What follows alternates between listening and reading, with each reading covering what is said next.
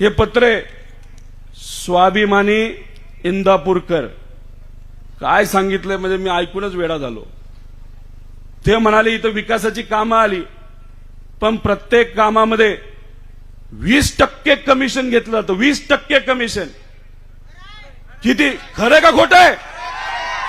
खरं का खोटं आहे? किती कोटीची कामं आली हो इथं? मी ऐकलं रोडची 700 कोटीची कामं आली। माझं गणित चुकतंय, मला जमत नाही गणित। 700 कोटी 20% किती होतं? 140 कोटी कोणाला मिळाले मला माहित नाही, ते तुम्हाला माहित असेल, तुम्ही रोज इथं राहता। मग विकास कोणाचा झाला सांगा? विकास कोणाचा झाला?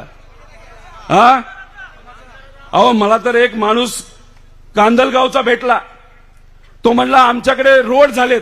म्हणलं चांगली गोष्ट आहे। ते म्हणलं कागदावरच झालेत। म्हणजे काय? पैसे काढले